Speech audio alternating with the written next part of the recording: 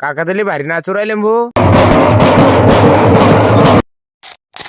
या ना बैला संग फोटोज काढले ना ते सगळे काढायला लागले मग बैला संग फोटो. नमस्कार मित्रांनो, तर मी तुमचा लाडका ऋतिक नादरकर. आम्ही चाललो मग पोळा पाहायला. आम्ही आलो सरळ मग गावामध्ये डायरेक्ट पोळा जिथे भरतो तिथे त्या ठिकाणी. दरवर्षीपेक्षा यावर्षी जरा कमीच बैल होते, कारण की लय जाण्याकडे आता ट्रॅक्टर आले त्यामुळे आता बैलाची संख्या खूप कमी झाली. आपला मित्र गोपाल तर काही लागला त्याचा बैल पळवायला. लोकांची संख्या तर लईच होती पण बैलच खूप कमी होते राव. यायला तर बैलच वडत घेऊन गेला बोला. झाला मग पोळा सुरू. भावांना पाहून घ्या तुम्हीच मग.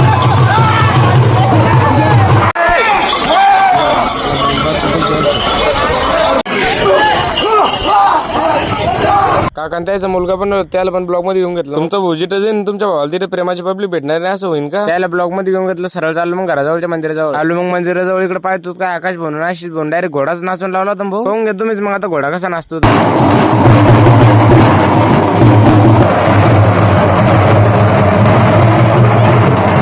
झाला मग घोडा नाचून. घोडा नाचणं चालू होतं बघू शकता तुम्ही. लय जाणवले होतो घोडा नाचताना पाहायला. काकाच बाकी काही झालं चाल मग बिडीनी खाली पडली पाहिजे. काका तर लय चकाळी भाऊ. पाहून घ्या तुम्ही मग. व्हिडिओ आवडल्यास फॉलो करून टाका आता.